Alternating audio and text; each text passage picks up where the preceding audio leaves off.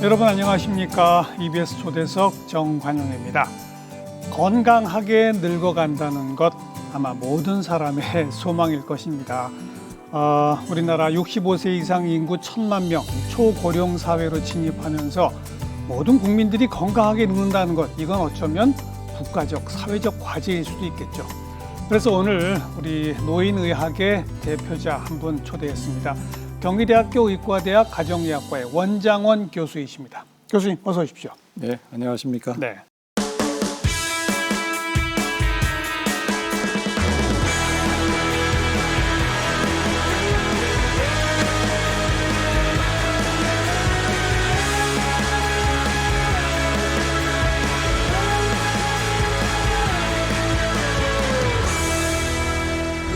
경희대학에 어르신 진료센터가 따로 있네요. 네, 그렇습니다. 요즘 센터장 맡고 계시죠? 네, 그렇습니다. 어르신 작지만. 진료센터가 뭐 어떤 겁니까? 그러니까 어르신 그 문제를 포괄적으로 평가하고 개인적인 접근, 개인 맞춤형 진료를 할 수 있도록 제가 2013년부터 시작해서 지금 11년째 예. 맡고 있습니다. 그래요. 네. 네. 그럼 이제 워낙 가정의학 전공이신데 특히 어르신 노년들 치료를 좀 중점적으로 하시게 됐다 이 말인 거잖아요. 그렇습니다. 어쩌다가 그런 변화가 생겼나요? 저희 가정의학과 의사다 보니까요. 사실은 이제 남녀노소, 그러니까 그 아기가 태어나기 전부터 예. 죽을 때까지 그 전반적으로 지속적으로 포괄적으로 진료는 까지 않습니까? 그러다 보니까 노인 환자도 많이 보고 관심도 있었는데요. 저희가 소아과는 배우지만은 노인에 대해서는 배우지는 않거든요. 학생 때도. 그러다 보니까 이걸 조금 제대로 배워야 되겠다. 전문적으로 해야 되겠다. 그리고 새로운 분야니까 한번 제가 거기 가서 한번 개척을 해야 되겠다. 이런 예. 생각하고 시작하게 되었습니다. 의과대학 커리큘럼에 어린이 소아를 다루는 그런 거는 따로 있죠. 있습니다. 네. 근데 노인을 다루는 건 없어요? 지금 우리나라 그 상당히 심각한 문제인데요. 의과대학에 노인의학 강좌가 있는 곳이 거의 없습니다. 그래요? 그저 뭐 몇 시간 정도 수업하는 것이 대부분이고요. 사실 우리가 의사들이 개업을 하거나 뭐 병원에 진료를 하게 되면 자기가 보는 환자의 반 이상이 노인인데, 그래요. 근데 노인에 대해서는 경험 없이 그렇게 배출되고 나와서 환자를 보면서 이제 실수하면서 경험하면서 그렇게 하는 것들이 대부분이라 보면 되겠습니다. 일반 성인과 노인 질환에 분명한 차이점이 또 있습니까? 그렇습니다. 그러니까 노인 환자를 볼 때 우리가 질환은 각과 선생님들이 보면 되죠. 예. 당뇨가 있고 중풍이 있고 치매가 있고. 근데 그런 문제 말고 노인이 호소하는 문제 반 이상은 예를 들면 이런 거죠. 보행장애가 있다. 입맛이 떨어진다. 요즘 기운이 없다.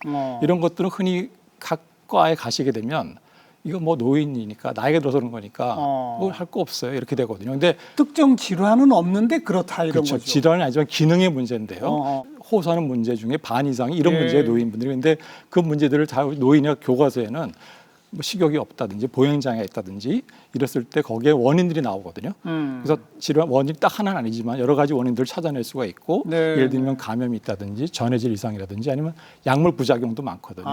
그런 걸 찾아서 해결해 주면 상당히 좋아지는 경우가 많아요. 예. 그런 걸 할 수 있는 의사가 노인의학 의사가 되겠습니다. 그런데 그런 걸 대학에서 체계적으로 안 가르치죠. 전혀 안 가르칩니다. 이거 큰 문제네요. 네.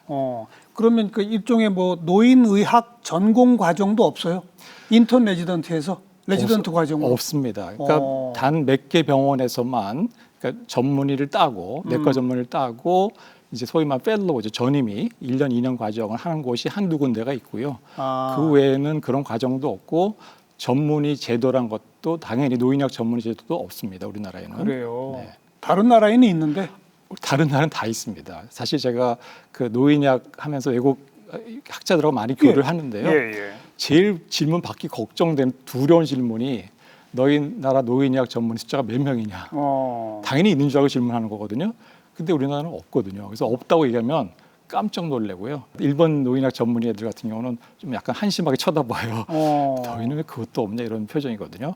너무나 이상한 거죠. 네. 저도 왜 그렇습니까? 왜 없습니까? 그게 이제 국가에서도 정부에서도 관심이 있어요. 사실은 이제 그 좀 장기 요양 보험이 아시죠? 예. 요양병원에 요양시설에 가시게 되면은 무료로 나라에서 이게 보험으로 커버가 되는데 그렇죠. 지원을 다 해주잖아요. 예, 그러려면 노인의학 전문의가 필요하잖아요. 그럼요. 외국도 다 노인 요양시설, 요양병원에 노인의학 전문의가 들어가거든요. 그래서 20년 전부터 10년 전부터 노인의학 전문의를 육성하겠다고 이제 했어요. 그래서 우리가 지금 우리나라에 전문 과목이 26개가 있거든요. 이제 그걸 27번째 노인 그 전문 과목으로 예. 그러니까 복지부에서 계획을 했었는데 이게 뭐냐면은 복지부는 그런 생각이 있다 하더라도 아무래도 학회에서 반대를 하게 되면 문제가 생기니까 도중에 접어버리는 겁니다. 이거는 네. 빨리 정말 개선이 돼야 할 것 같습니다. 네, 네. 자, 우리 원장 교수님 이제 어르신 진료하시면서 특히 노쇠와 근육 감소의 이제 주 전공 분야라고 저희가 알고 있습니다. 관련 논문들도 뭐 세계적으로 많이 인용되는 뭐 그런 논문도 많이 쓰셨는데 우선 노쇠부터 노화와 노쇠가 달라요? 네, 많이 다르죠. 어떤 네. 겁니까? 노화하면은요. 노화는 사실은 이제 누구나 겪게 되는 그런 그러니까 어떤 세포 단위의 노화 퇴행 과정이죠. 그래서 30세부터 이미 노화는 시작됩니다. 그래서 우리가 30세 아직 건강 젊어 보이지만은 실제 내부 세포에서는 노화 현상이 퇴행 현상이 변화가 오기 시작하거든요. 노화 현상 첫 번째 증상이 뭐냐면은 눈가에 주름이 젖는 것, 배가 나오는 것이거든요. 그래서 그런 변화는 별로 문제는 안 되지만 이제 그 처음에 노화 단계가 시작돼도 40대, 50대까지만 해더라도 별로 기능상의 문제는 없지만 이게 나이가 들면 결국은 이제 어떤 생활에 불편함이 오겠죠. 그래서 나이가 들어서 기력이 떨어지면 내가 노화했나 보다, 노화돼서 그런가 보다 생각하게 되죠. 그게 노화 현상은 뭐냐면 과정이죠. 점차 누구나 겪게 되는 생리적인 변화가 되겠고요. 노쇠는 이제 나이가 들어서 기능이 매우 쇠약하고 그래서 취약한 상태를 말할 수 있습니다. 그러니까 뭐냐면 기능이 쇠약하다는 건 뭐냐면은 많이 떨어져 있는 거죠. 근데 아직은 활동을 할 장애가 올 정도는 아니에요. 장애는 아니지만 아직은 그 정도는 아니지만 아주 그 전 단계인 거죠. 그래서 이런 분들의 특징이 뭐냐면은 그냥 평소에 겨우겨우 그냥 뭐 지팡이 짚고 걷거나 누구 도움을 받아서 걸을 수 있는데 이분들이 조금만 아프게 되면 이제 우리가 뭐 폐렴에 걸렸다든지 어떤 뭐 약을 먹었을 때 갑자기 기능이 떨어질 수가 있잖아요. 감기 걸렸을 때. 그럼 대부분 회복이 돼야 되는데 이 노쇠가 있는 분들은 기능도 쇠약하고 취약하기 때문에 기능이 뚝 떨어지고요. 회복이 안 돼요. 그 얘기는 뭐냐면 결국은 누군가의 도움이 필요한 수발이 필요한 상태가 되는 거고 휠체어나 침상 생활을 해야 된다는 것이 되고 우리가 가장 가기 싫어하는 요양시설, 요양병원을 가게 된다는 뜻이거든요. 그래서 그 전 단계에서 이분들 노쇠한 사람들을 찾아서 치료해주면 상당 부분은 좋아질 수 있다. 그러니까 노쇠는 질환이에요? 노쇠는 그러니까 병적인 거죠. 그러니까 사실 우리가 나이 들면서 노화 현상이 진행돼서 죽기 전에는 다 누구나 노쇠한 상태로 되다가 돌아가시겠지만은 훨씬 더 젊은 나이에 뭐 70대, 60대에 노화 현상도 있겠지만 거기에다가 이분들이 안 움직이고 식사 잘 안 하시고 또 질병도 있고 질병에 때문에 먹는 약물의 부작용 이런 것들 때문에 기능이 아주 나빠져 있는 상태, 그러니까 병적으로 나빠진 상태가 노쇠라고 말씀드릴 수 있겠습니다. 노쇠의 어떤 진행 단계가 있습니까? 그러면 노쇠도 이제 저희가 노쇠란 결국은 기능을 봤을 때 건강한 상태가 있고 장애가 있는 상태, 그러니까 결국은 뭐 휠체어를 타거나 이런 상황이 됐을 때 그 중간 단계를 노쇠라고 볼 수 있겠는데요. 건강에서 장애 그 사이 중간이죠. 근데 그 중간 중에서도 좀 기능이 많이 떨어져 있는 쇠약한 부분이 노쇠가 되겠고요. 조금 덜 괜찮은 쪽은 전 노쇠라고 불러가지고 노쇠 전 단계라고 부르고 있습니다. 무슨 판별 기준이 있습니까? 예, 그래서 저희가 뭐 노쇠 진단 도구 여러 가지가 있는데요. 한 두 가지 정도가 있고요. 가장 많이 쓰는 것이 이제 우리가 노쇠하게 되면은 가장 증상이 근육 기능이 많이 떨어지고 보행 기능이 많이 떨어지기 때문에 그런 것을 측정하는 신체형 노쇠 평가 도구라는 게 있습니다. 그 미국의 프리드라는 사람이 제안한 것이고요. 5가지 항목을 물어보고 평가해서 그 3가지 이상이면 노쇠하다고 하게 되는데요. 자, 5가지 하나하나 한번. 첫 번째는 체중이 1년에 5% 이상 감소. 1년에 5%. 예, 그러니까 우리가 60kg 정도시라면 한 그럼 3kg 정도죠. 그 이상 빠지니까. 근데 물론 자기가 빼려고 뺀 게 아니라 이제 원하지 않았는데 빠지는 경우죠. 1년에 5% 감소했다. 네, 그러면 이제 결국 근육이 많이 빠지게 되죠. 그게 첫 번째고요. 예. 두 번째는 그래서 상당히 피곤한 거죠. 움직이기 싫은 거죠. 힘이 없으니까요. 일종의 만성 피로? 네, 아주 극도의 피로감이 되겠습니다. 세 번째는 근력이 떨어지는 거죠. 근력이 떨어진 거고요. 그 근력 떨어지는 건 무슨 측정하는 도구가 있어요? 저희가 보통 악력을 측정합니다. 악력이 가장 간단하고 정확하기 때문에요. 그 다음에는 이제 보행 속도가 떨어지는 거죠. 보행 속도는 몇 킬로까지 되는 겁니까? 예, 보행 속도는 저희가 기준이 1초에 1m도 못 가는 경우입니다. 1초에 1m. 네, 네. 보통은 1초에 뭐 2m 가시죠. 그렇죠. 근데 1초에 1m를 못 가는 것이 이제 보행 속도가 떨어졌다고 말씀하고요. 1초 1m. 네. 마지막은 이제 일주일 동안에 신체 활동량이 줄어든 것이 되겠습니다. 그 기준이 따로 있는데요. 지금 말씀드렸다시피 이제 이 기준은 악력을 제외되고요, 보행 속도를 제외되고 또 일주일 동안 신체 활동량을 조사하기 위해서는 설문조사를 해야 됩니다. 그러니까 상당히 어렵잖아요. 그래서 제가 이걸 설문지만 가지고 그냥 5개를 진단하는 5개 항목을 진단하는 그런 도구를 개발한 것이 있습니다. 그래서 체중 감소나 극도의 피로감은 그냥 설문지로 되는 거고 나머지 세 가지를 그러니까 예를 들면 측정도 해야 되고 그 근력 감소의 경우는 10개 계단을 쉬지 않고 도움 없이 그러니까 지팡이 없이 올라갈 수 있는가. 할 수 있으면 있다 없다로 하게 되는 거고요. 그다음에 보행 속도 대신에 설문지 제가 개발한 것은 우리가 운동장 한 트랙이 400m 되잖아요. 대략 그 한 트랙을 도움 없이 혼자서 걸을 수 있는가. 그리고 그 일주일 동안 이제 신체 활동량이 줄었냐의 질문은 숨이 찰 정도의 운동을 일주일에 한 번 이상 하는가 할 수 있는가. 할 수 있는가 못 하는가. 네, 그걸 가지고 그러니까 그런 근력을 재고 이런 거 안 하고도 그냥 설문조사만으로도 그 5가지만 가지고도 해서 3가지 이상 문제가 있으면 노쇠라고 말할 수 있겠습니다. 하나나 2가지면 노쇠 전 단계라고 말씀드릴 수 있고 하나도 문제 없으면 건강한 상태가 되겠습니다. 그러면 우리나라의 그 노쇠가 일종의 질환이라고 했으니까 전체 뭐 노쇠 환자 수가 얼마인지도 지금 잡혀 있나요? 통계가? 그러니까 제가 그 연구를 해온 책임자로 해온 한국 노인 노쇠 코호트라는 게 있거든요. 국가과제, 복지부 과제로 제가 해오고 있는데 한 벌써 9년, 10년째 하고 있는데요. 이제 저희가 그 지역사회에 거주하는 저희는 그 전국 10개 센터, 제주도 포함해서 집에 계신 분들 노인들을 이제 평가하는 코호트 연구가 되겠는데요. 코호트라는 게 어떤 집단이고 집단의 어떤 계속 관찰을 한다는 연구가 되겠습니다. 지속 관찰인 거죠. 그래서 어떤 문제가 어떻게 발생을 하는지 원인이 뭔지 이런 걸 찾는 연구가 되겠습니다. 그래서 큰 과제죠. 상당히 뭐 1년에 한 20억 과제짜리거든요. 그래서 하여튼 그걸 하는데 거기서 해보니까 지역사회에 거주하는 노인들의 한 7% 정도 노인이라면 65세 이상 인구의 그렇습니다. 7%? 7%인데 여자는 한 8% 정도.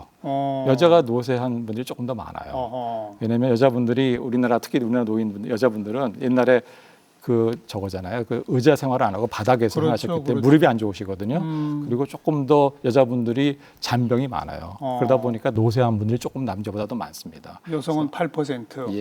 그게 65세 이상이라 그렇지 80세 이상 되면은 막 올라가겠네요. 맞습니다. 그래서 이게 나이가 들면 들수록 노쇠의 유병률이 증가하게 돼 있고요. 그래서 그 평균이 그런 거고요. 80세가 넘어간 초고령 인구라고 표현하는데 후기 고령자 이런 경우에는 노쇠 확률이 16%로 2배 이상 증가합니다. 16%. 한국형 노인 노쇠 환자의 무슨 특징도 있습니까? 어떤 것들이 있습니까? 사실 이제 재밌는 거지 조금 약간 서글픈 얘기인데요. 예를 들면 영양이나 운동이 중요하고 한데요. 사회적인 요인이 한국에서는 역시 노쇠의 중요한 요인이다라고 제가 많은 논문을 발표했습니다. 첫 번째 뭐냐면은 남자 여자가 있을 때 남자분은요 이제 누구랑 같이 사느냐를 조사해봤더니 자녀들하고 사는 경우, 그러니까 혼자 사는 것보다 자녀들하고 살면은 노쇠 확률이 70% 줄어들어요. 또 부인하고 같이 살면은 노쇠할 확률이 70% 줄어들어요. 당연한 것 같죠. 그렇죠. 근데 여자분의 경우는 혼자 사는 경우보다 가족하고 살면 마찬가지로 노쇠할 확률이 70% 줄어듭니다. 근데 여자분이 남편하고 같이 살면 혼자 사는 경우보다 노쇠할 확률이 1.1배, 10%더 늘어납니다. 그러니까 부부 둘이 살 때 남성은 노쇠 확률이 줄어드는데 그러니까 혼자 사는 것보다 여자분의 경우는 오히려 혼자 사는 것이 남편을 수발하는 것보다 노쇠 확률이 줄어든다는 거거든요. 그래서 한국 남자 노인들이 우리나라 특히 한국 노인 남자들이 저도 마찬가지지만 밥도 못하죠. 집안일도 못하죠. 그러니까 사모님이 부인이 계속 수발을 해야 되다 보니까 그러잖아도 지금 무릎도 아프고 병도 많은데 훨씬 노쇠해질 가능성이 높아진다. 그러다 보니 남성은 노쇠 확률이 줄어드는데 여성은 올라가더라. 큰일이네요. 그거 말고도 또 뭐가 있냐면요. 이제 아주 놀라운 사실인데 저희가 발견한 건 뭐냐면 일주일에 자주 만나는 사람이 누군가 하는데 가족하고 만나는 경우, 친구들하고 만나는 거 이렇게 비교해 봤을 때 오히려 가족들하고 만나는 것보다 친구들하고 자주 만나는 사람이 노쇠 확률이 적었어요. 그건 저는 이해가 돼요. 그러세요? 네. 아이 친구들이 더 좋죠. 예, 아무래도 가족들이 사실은 좀 부담이 되는 경우도 있잖아요. 뭐 경제적인 그러니까 또 애도 봐줘야 되고 요즘은 예. 거의 다 애들 손주 봐줘야 되니까 아마 그런 원인이 아닌가 싶고요. 또 하나는 이제 혼밥이 문제가 되잖아요. 그렇죠. 우리나라 노인의 독거 노인이 20% 이상이거든요. 맞아요. 혼자 사는 노인이 이런 분들 혼밥 하잖아요. 근데 이제 같이 식사를 하던 사람이 2년 뒤에 혼자 밥을 먹게 되면 노쇠해질 확률이 60% 70%가 증가합니다. 그래서 혼자 밥을 먹게 되면 아무래도 식사가 제대로 못 먹겠죠. 그렇죠. 그다음에 외롭죠. 또 우울증 생기죠. 이러다 보니까 노쇠 확률이 증가하는데 네. 근데 이런 그런 그 사회적인 관계가 한국에서는 상당히 중요하다는 것을 제가 발표했고 외국에 나와서 발표하게 되면 상당히 흥미로워합니다. 네. 네. 특히 그 남녀 차이는 정말 우리가 좀 되돌아볼 문제네요. 네, 맞습니다. 네. 자, 그처럼 이 노쇠의 원인의 사회적 현상도 있다. 그 이전의 노쇠의 원인은 뭐 기본적으로 영양과 운동 부족입니까? 어떻게 되는 겁니까? 네, 우선은 이제 질병 때문에 생기는 경우 상당히 많고요. 아무래도 뭐 폐가 나쁘다, 심장이 나쁘다 이렇게 되면 이제 노쇠할 확률이 많이 생깁니다. 예. 근데 질병이 없이 노쇠가 생기는 경우도 30% 이상입니다. 네. 그러니까 단순히 나이 들면서 입맛 떨어지고 움직이지 않고 집에만 계시고 이러다 보면 노쇠해진다는 거거든요.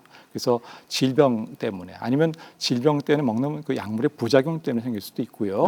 근데 이제 나이 들면 아무래도 입맛이 떨어진다는 거, 또 운동을 잘 안 하신다는 것, 또 특히나 사회 활동을 안 하시게 되는 것 이런 것들이 원인이 될 수가 있고요. 그 외에도 성호르몬 그 남성 호르몬, 여성 호르몬이 나이 들면 줄어드니까 예. 그런 문제도 있을 수가 있고 또 우울증 때문에 생기는 경우도 있고요. 아까 말씀 여자의 경우는 이제 퇴행성 관절염 때문에 잘 움직이지 않다 보니까 노쇠해질 수도 있습니다. 그럼 치료법이 있어요, 이것도? 예, 치료제는 나와 있지 않지만은 지금 결국은 원인별 처방이 그렇습니다. 있군요. 제일 중요한 건 막 약물 때문에 그런 경우 약물을 끊어야죠. 빼거나 바꿔주면 분명히 좋아지게 되겠고요.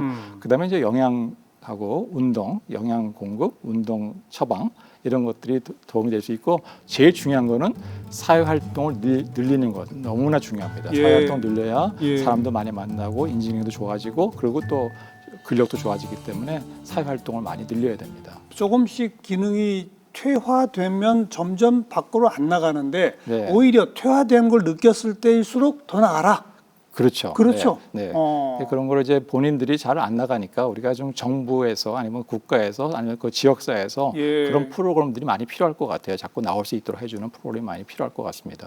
사실 그러니까 이게 지금 노쇠라는 것이 약물로 치료되는 게 아니고 결국 영양교육, 운동교육, 그다음에 물론 이제 약물 조종하는 건 의사가 해주는 부분이지만요. 예. 그래서 외국에서는 그런 사회적인 그런 어떤 활동을 할 수 있게 처방하는 맞아요. 사회적 처방사 이런 것들이 있는 나라가 있는데 저희 나라도 필요한 것 같아요. 왜냐하면 뭐 시설들이 많고 뭐 운동할 때도 있고 영양 교육하는 데도 있지만 사실 어디가 뭐인지 모르잖아요. 예, 그걸 잘 알고 있는 사람들이 정확한 좋은 이 사람한테 맞는 곳을 가이드를 해주는 해주는 것도 상당히 중요한 것 같습니다. 사회 활동. 네. 그 전에 건강과 이제 그 운동과 영양이라고 그러셨는데 영양은 어떻게 섭취하는 게 좋아요? 뭐 다양한 음식 다채롭게 결국 그거죠. 네, 그렇긴 한데요. 네. 아무래도 균형 잡힌 식사가 중요하고요. 뭐 지중해 식사를 하면 더 좋다 이런 논문도 있는데요. 중요한 거는 이제 근육 감소증, 근육이 약해지면 결국 노쇠해질 가능성이 높아지기 때문에 근육 감소증이 오지 않게 하는 게 상당히 중요하고요. 그러려면 이제 단백질 섭취를 충분히 하는 게 상당히 중요합니다. 단백질. 네, 저희가 그 노쇠 코호트를 하면서 중재 연구도 같이 했었는데요. 그 한양대 팀하고 같이 하면서 했는데요. 거기서 한 거 보면은 좀 노쇠하시면서 좀 식사 잘 못하시는 분들이 있잖아요. 이런 분들한테 단백질 섭취를 충분히 해줬을 때 네. 3개월 뒤에 그렇지 않은 사람에 비해서 근육량도 늘었지만은 보행 속도가 빨라집니다. 3개월 내에요. 상당히 효과적이죠. 그래서 그런 단백질 섭취 상당히 중요하겠습니다. 네. 그리고 운동은 뭐 적절한 양이라는 게 있죠. 사람마다 맞춤형으로. 네, 물론 사람마다 이제 그 운동 그분의 능력에 따라서 좀 달라야 되는데요. 결국은 근력 운동이 상당히 제일 중요합니다. 그래서 근력 운동. 네, 노쇠나 근육 감소증이나 다 근력 운동이 중요하고요. 예. 일주일에 그러니까 한 번에 한 20분 정도, 일주일에 한 2번 내지 3번 정도 하는 것을 권장하고 있고요.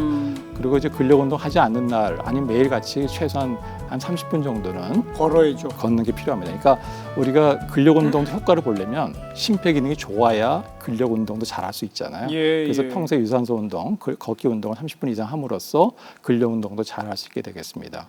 그리고 만약 근력 운동을 뭐 우리가 어떤 짐이나 이런 데 가서 시설 가서 하셔도 좋지만은 만약에 걷는 걸로 근력 운동을 하신다고 하신다면 그 자료를 보면은 계단으로 치면 120계단 120계단을 하루에 한 번에 힘드시면 나눠서 하셔도 되거든요. 그렇게 하시게 된다면 그러면 걷기뿐 아니라 근력 운동도 된다. 그렇습니다. 그렇죠. 네, 네, 네. 그런 방법을 사용할 수도 있겠습니다. 네.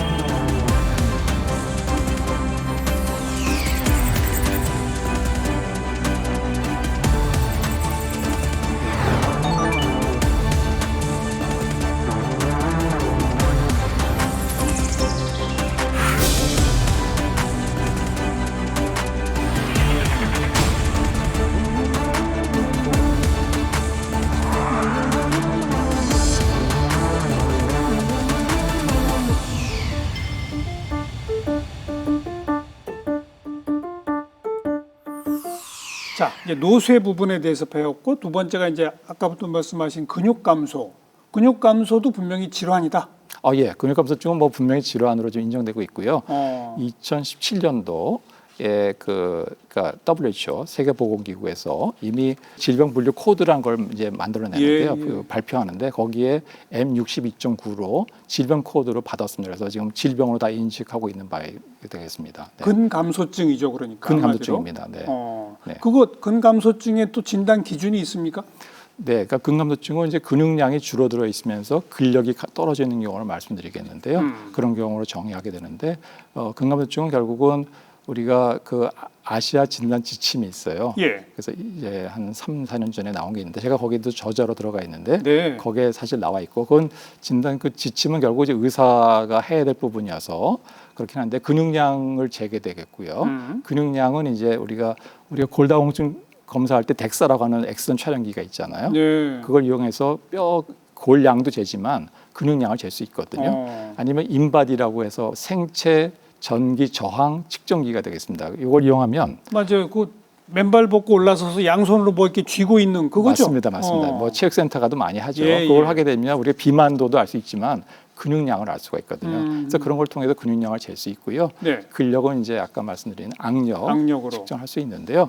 그런 장비가 없어도 우리가 간단하게 거의 정확하게 맞출 수 있는 방법들이 몇 가지가 있어요. 어떤 게 있습니까? 근육량의 경우는 이제 저희가 종아리 둘레를 이제 줄자로 재가지고 예. 남자는 34cm가 안 된다. 여자는 33cm가 안 된다. 종아리 둘레가 네, 34cm. 종아리 제일 넓은 부위가요. 그러면 이제 근육량이 적다고 말할 수 있는 건데요. 네. 만약 줄자도 없다 한다면 이 일본의 이지마 교수라는 사람이 제안한 건데 상당히 잘 맞아요. 그래서 자신의 의사가 아니고 예. 자신의 엄지와 검지를 종아리 둘레 가장 넓은 부위를 이렇게 둘러봤을 때 이게 남는다. 그러니까 남는다는 게 뭐냐면 작다는 거죠. 그렇죠. 공간이 남는다는 거는 근육이 모자란다는 거고요. 예, 봤더니 예. 이렇게 된다. 근육이 크다. 이러면 근육량이 많다고 말씀드릴 수 있겠습니다. 검지로 이렇게 동그라미를 만들어서 네, 네. 알겠습니다. 네, 그리고 예. 이제 근력은 이제 우리가 악력계 잴 수도 있겠지만은 사실은 원래 근력은 상지보다 하지가 더 빨리 떨어지거든요. 다리가. 네. 근데 우리가 악력을 이용하는 거는 하지 근력을 재는 건 기계가 상당히 크고요. 막 이만한 덩치 큰 장비가 필요하거든요. 예, 그래서 예. 그냥 간단한 악력계를 사용하는데 그 하지 근력을 재는 측정하는 간단한 방법은 우리가 의자에 앉아가지고요.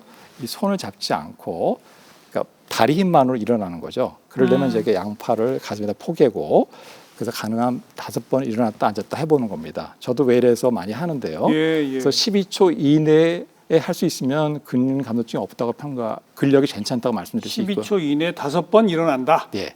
보통 저희 같은 경우는 4초면 다 끝냅니다. 예, 그런데 예. 아무래도 이제 근육 감소증 있는 분들은 뭐 일어나기도 힘들거나 어떤 분들은 어허. 12초 이상 걸리죠. 그러면 근력이 떨어져 있다고 생각할 수 있겠습니다. 네. 종아리 둘레를 재보고 이렇게 팔에 도움 없이 의자에 앉았다가 내가 12초 동안에 5번을 일어날 수 있느냐 없느냐. 예, 그것만 해봐도 어느 정도 맞출 수가 있습니다. 네. 이 근감소증 환자 숫자도 다 또 잡혀 있습니까? 네, 근감소증도 지금 저희가 한국 노인 노세 코호트에서 예, 예. 저희가 분석한 자료에 의하면은 남자는 노인의 그러니까 5명 중에 1명, 20%입니다. 그럼 아까 노쇠 환자보다 훨씬 많군요. 예, 많고요. 오히려 근감소증은 남자가 더 많습니다. 여자는 한 13% 정도. 그래서 근육감소증은 남자가 훨씬 더 많이 생깁니다. 네. 그러니까 이 근육감소증이 먼저 오고 네. 그걸로 인해 이제 노쇠로 가는 거군요. 그런 경우가 좀 많죠. 그래서 그렇군요. 근육감소증이 있게 되면 결국 나중에 노쇠해질 확률이 높아지게 되는 것이 되죠. 네. 근데 이미 근육감소증이 왔어요. 이 사람이 운동을 통해 근육을 다시 늘릴 수 있어요? 예, 그래서 아마 참 어려울 것 같은데. 노인인데 이게 가능하겠냐 그러니까요. 많이 얘기하시는데요. 예. 데이터를 보면은 사실 그렇습니다. 그러니까 노인들이 똑같은 단백질을 젊은 사람하고 똑같은 단백질 양을 먹었을 때 근육을 만드는 그 정도를 양을 보면 젊은 사람보다는 한 16% 조금 더 적게 만들어지긴 해요. 16%. 예. 그런데 우리가 운동을 하면서 단백질을 주게 되면요. 노인하고 젊은이를 비교해 보면 거의 같아져요. 그러니까 우리가 단백질만 먹지 말고 운동을 같이 하면서 단백질을 먹어주면 젊은 사람만큼 근육이 생깁니다. 생겨요. 네. 네. 그리고 또 하나는 이제 근력 운동을 했을 때 예. 근력이 증가하는 그런 양도 보면 젊은 사람하고 크게 차이 나지 않습니다. 그래서 얼마든지 하시면 좋아질 수 있습니다. 네. 나는 이미 이제 노인이 됐으니까 이제는 운동에도 근육 안 생겨가 아니다 이 말이죠. 그렇습니다. 이거 중요한 대목이네요. 네. 근데 이제 근감소증도 이제 원인이 있는 경우가 있으니까요. 네. 그래서 그 원인이 있는지 찾아보는 게 굉장히 중요하고요. 예. 물론 집에서 그건 뭐 병원에 가시기 전에 일단은 영양 단백질을 공급하고 늘리고 운동하면 좋겠습니다. 근데 그럼 집에서 하는 게 어떻게 하면 좋겠냐? 아까 제가 단백질 얘기했었는데요. 예. 단백질은 이제 저희가 그 젊은 사람보다 더 많이 먹어야 됩니다. 근육감소증을 해결하려면은요. 왜냐면은 이미 이제 근육감소증이 와 있는 사람이 한다면 그러니까 우리가 지금 우리나라에서 노인한테 권장하는 단백질 권장량이 하루에 체중 1kg당 0.91g의 단백질입니다. 그런데 그거는 지금의 근육을 유지하는 양이거든요. 근데 이미 근육이 적은 사람, 근육 감소증 환자라면 근육을 늘리려면 더 먹어야 되는 거죠. 그래서 1.2g per kg per day. 그러니까 하루에 체중 1kg당 최소한 1.2g은 먹어줘야 됩니다. 단백질을. 그러면 만약에 60kg라고 치면 한 70g 되죠. 70g 먹어야 되네요. 그렇죠. 70g이면 사실 너무 얼마 안 되는데요. 근데 이제 그 뭐냐면요. 그러면 이제 70g인데 이제 그 세 번에 나눠 먹으니까 한 번에 20에서 한 30g 먹게 되잖아요. 근데 이제 그 20g이 단백질이기 때문에 만약에 우리가 닭고기를 먹는다 하면은 닭고기 한 70g 먹어줘야 그 중에 단백질이 20g 들어 있어요. 그래요. 왜냐면 나머지는 수분이나 지방이나 알겠습니다. 섬유 조직이니까 그래서 한 이 정도 됩니다. 그래서 생선도 한 이 정도 먹어야 되고 또 혹은 고기 종류도 소고기도 이 정도 먹어야 되는데요. 주먹만 크기만큼. 예. 계란을 먹게 되면 계란은 한 5개는 먹어야 돼요. 그래서 계란만 가지고는 어렵고요. 어떤 생선이나 소고기 지금 방금 주먹 크기를 말씀하시는 거 보니까 그것도 몇 끼. 네, 몇 개 정도 먹어야 됩니다. 이거 상당히 많네요. 그래서 문제는 뭐냐면 이제 나이 드신 분들이 입맛이 없고 소화 안 되고 이런 분들 많아갖고 잘 못 드시거든요. 그것도 특히 노쇠하신 분들, 근육감소증 있는 분들 보면 못 드시거든요. 이제 그런 경우는 류신이라고 하는 아미노산을 같이 먹는 것이 도움이 될 수가 있어요. 필수 아미노산인데요. 무슨 신이요? 류신인데요. 그건 어디에 들어 있어요? 그러니까 이제 필수 아미노산인데 이게 뭐냐면 한 연구를 보면 이렇게 돼 있습니다. 그러니까 단백질을 25g 먹는 사람하고 그냥 단백질을 19g밖에 못 먹지만은 잘 못 먹으니까 거기에 류신 3g을 같이 넣어주면 단백질 25g 먹는 사람하고 거의 비슷하게 근육량이 만들어지는 거예요. 와. 그러니까 식사하실 때 단백질을 10g밖에 못 드시는 경우라면 그리고 거기에 3g 정도의 류신 건강기능식품에 들어 있거든요. 그걸 같이 보충해 드시면은 건강 보조 식품에 있습니다. 예, 그래서 어떤 건강 보조 식품은 아예 단백질을 한 10g 정도의 류신이 3g 들어 있는 그런 아예 제품도 나와 있거든요. 그러니까 식사 대용이 되겠죠. 잘 식사 못 하시는 분들은 그렇게 하는 것도 방법이 되겠습니다. 네. 단백질 그리고 류신이라는 아미노산 꼭 좀 기억을 해야 되겠네요. 그밖에 아까 근감소증의 경우도 여러 원인이 있다고 그랬는데 영양 상태가 안 좋거나 이런 거 말고 또 어떤 원인이 있어요? 결국은 이제 운동 부족이 많고요. 그다음에 이제 그 호르몬 문제 때문에 성호르몬, 남성 호르몬, 여성 호르몬 이런 문제도 있을 수 있고 또 질병 때문에 오는 경우는 사실 많이 있습니다. 그러니까 예. 폐가 나쁘신 분들 이런 분들 보면 아무래도 좀 말라 있죠. 심장이 나쁘신 분들, 간이 나쁘신 분들 이런 분들 이제 그런 질병 때문에 네. 만성 염증 때문에 근육이 약해지는 경우도 많이 있습니다. 네. 그거는 정말 의사의 진단을 받아야 되겠네요. 그렇죠. 그런 경우는 만성 좀 염증 같은 거는 찾아내지 않으면은 모르죠. 그렇습니다. 그건 이제 우리가 검사를 통해서 알 수가 있게 되겠고요. 예. 이제 그런 질병을 치료하면은 염증도 좋아지고 근육 감소증도 좋아질 수 있겠습니다. 네. 네. 노화 그것과 다른 질환으로서의 근육 감소증과 노쇠 이 두 가지인데 네. 이런 걸 사회적으로 좀 조금이라도 예방할 수 있는 정책적인 노력들도 필요하지 않을까요? 그렇습니다. 그러니까 그런 그 지금은 사실 산발적으로 뭐 집에 뭐 독거노인들한테 뭐 식사 제공한다든지 예. 뭐 운동하고 그러는데 이것이 지금 체계적으로 접근이 필요합니다. 그래서 개인별로 맞춤형 그러니까 거기에 약간 전문가가 개입해서 같이 어떤 프로그램도 짜주고 그런 산발적인 것이 아니라 예. 정부의 그런 노력도 필요하고요. 또 그런 것을 진료할 수 있는 전문적으로 진료할 수 있는 그런 대학병원급에서 그런 센터, 노쇠 진료센터, 또 근육감소증 진료센터도 필요하고 또 개원가에서 또 근육감소증에 대한 관심도 상당히 중요합니다. 외국에 이런 그 노쇠나 근감소증 예방을 위한 정책을 모범적으로 잘하고 있는 외국 사례를 좀 배울 수 있다면 어디를 배울 수 있을까요?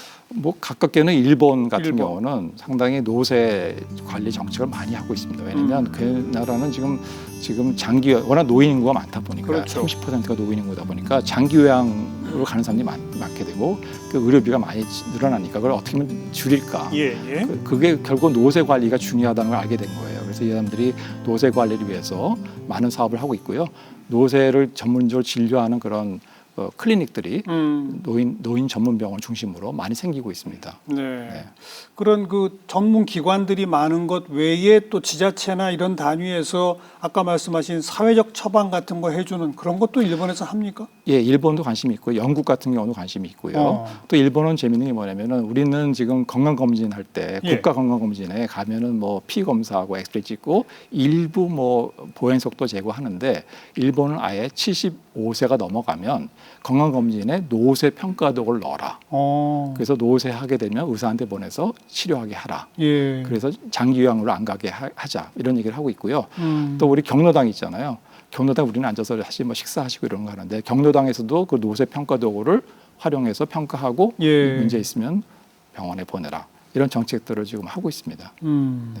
그리고 아무래도 이제 연세가 많아지면 많아질수록 노쇠나 근감소증뿐 아니라 또 다른 질환들이 또 있잖아요. 네, 네. 이게 이제 복합적으로 되다 보니까 우선 먹는 약의 종류가 뭐 10가지, 20가지 되는 분들도 꽤 있잖아요. 네, 그렇습니다. 이런 분들이 사실은 그 약을 줄여주는 게 더 중요한 거 아니냐 뭐 이런 얘기가 있더라고요. 맞습니다, 맞습니다. 그러니까 약물은 상당히 지금 노쇠나 근육감소증을 유발하는 문제일 뿐더러 그것뿐만 아니라 많은 부작용을 유발하게 되거든요. 그래서 약물의 통계에 가면 약물 종류가 5가지 이상이 되면 다약제 복용이라고 하는데요. 약물을 많이 먹는 거죠. 그러면 부작용이 생길 확률이 2배, 3배 증가합니다. 예, 그래서 특히 10개 이상이다 거의 틀림없이 부작용이 생기게 되거든요.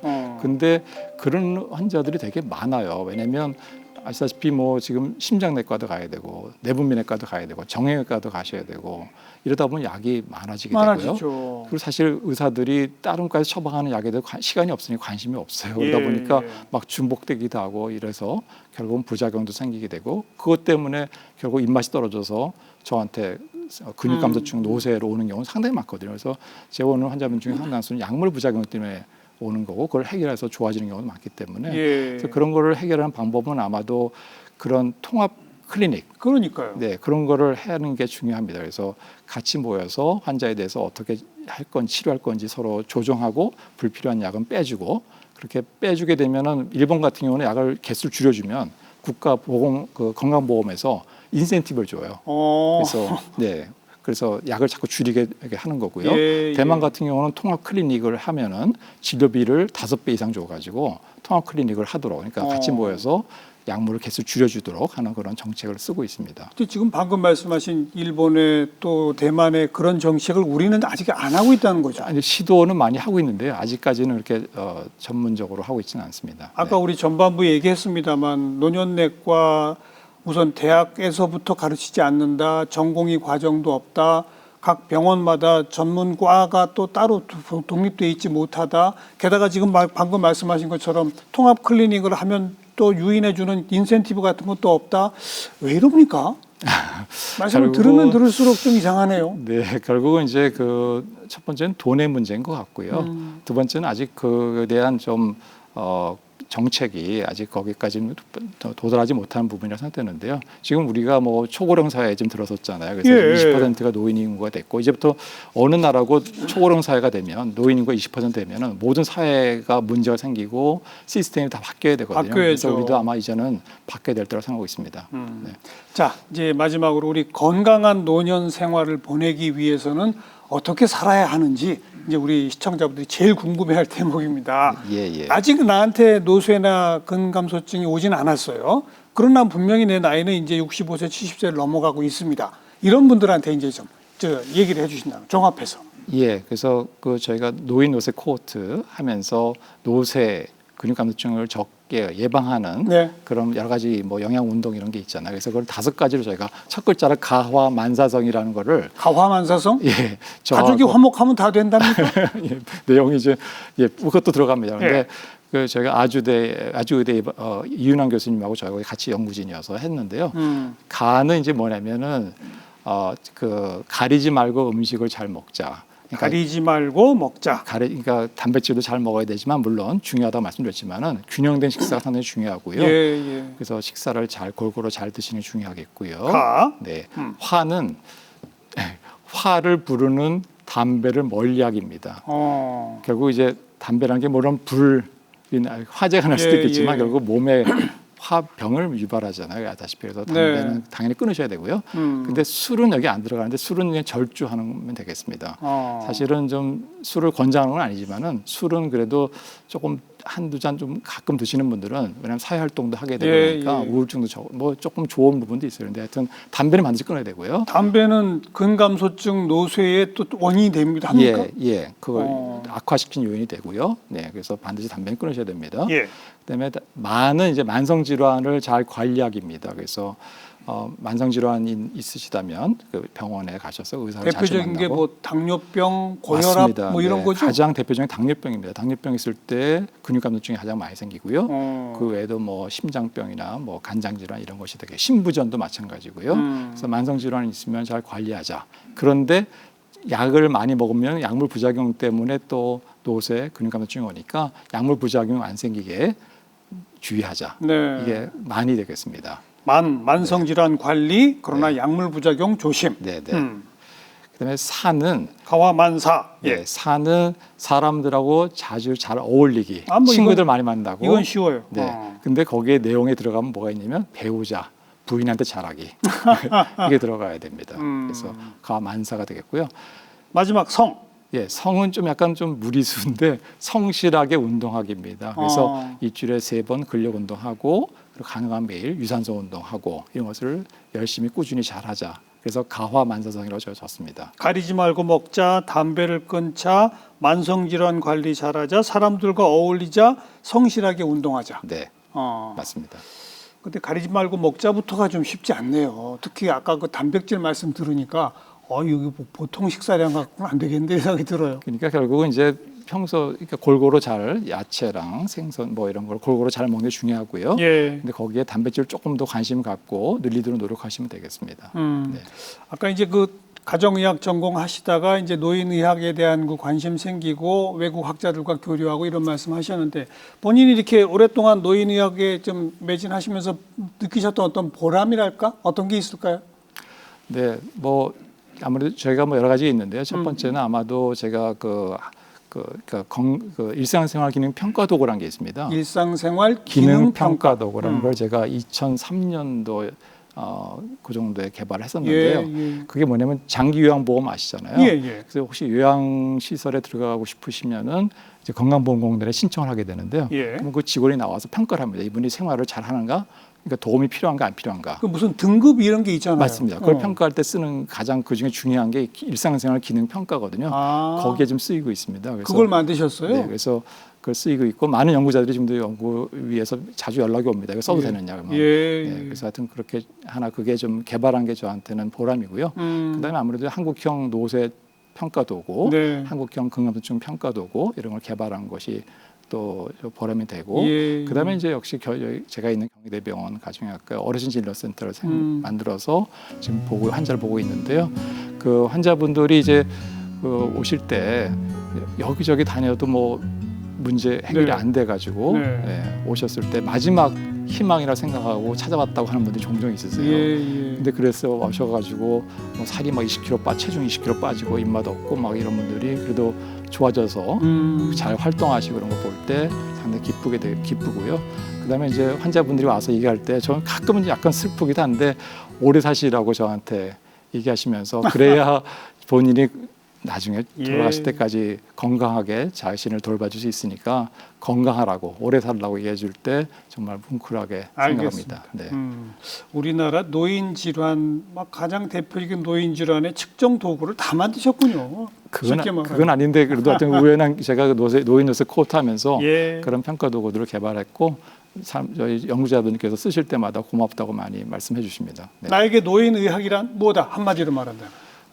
저에게는 그 마술사가 쓰는 마술 주머니 같다고 생각하고 있습니다. 그래서 왜냐하면 그 안에서 계속 나오잖아요. 그래서 저는 이게 새로운 분야다 보니까 연구할 거리도 많고 공부할 거리도 많고 계속 해도 계속 나오는데 그게 상당히 재미있고요. 또 그걸 통해서 저만 바라보고 있는 노인 환자들한테 그 결과들을 이용해서 환자들한테 도움을 주고 기쁨을 주고 행복을 줄 때 행복하다고 생각하고 있습니다. 앞으로 계획, 목표가 있으세요? 일단 제가 좀 외국의 학자들하고도 많이 교류를 하고 있고 사실 한국의 그 의학이 외국에서 봤을 때는 조금 상당히 물론 수준은 높지만은 그렇게 잘 어깨에 겨룰 정도는 안 되는데 노인학은 이제 좀 새로운 분야다 보니까 상당히 외국의 노인학자들하고 어깨를 겨룰 정도 좀 가까이 가고 있는데 또 노력을 열심히 해서 외국 학자들하고도 어깨를 견줄 수 있는 정도의 그런 실력을 키우고 싶고요. 그러니까 훌륭한 노인의학자 국제적으로도 그런 되고 싶고요. 또 우리나라에 이제 국립노화연구소가 사실은 아직 없습니다. 국립노화연구소 거기서 많은 연구를 제가 연구를 할 수 있게 배려해주고 연구비도 나오고 그러니까 활성화돼야 되는데 이제 그런 걸 좀 만드는데 좀 기여하고 싶고 만약 그런 게 생긴다면 좀 그런 데서 저희가 경험했던 내용들을 좀 가지고 좀 기여하고 싶습니다. 오늘 여러 차례 얘기 나왔지만 정부와 의료계가 빨리 좀 합심해서 국립노화연구소뿐 아니라 노년내과도 좀 다 만들고 전공과정도 만들고 또 그런 통합치료를 위한 여러 가지 가이드라인이나 인센티브 제도도 좀 빨리 정책화됐으면 좋겠습니다. 네, 오늘 거기에도 좀 앞장서 주세요. 저도 노력하겠지만 오늘 아마 이렇게 좋은 말씀 주셨기 때문에 아마 그런 일이 좀 곧 생기지 않을까 기대할 수 있겠습니다. 오늘 좋은 말씀 잘 들었습니다. 고맙습니다. 네, 감사합니다. 네.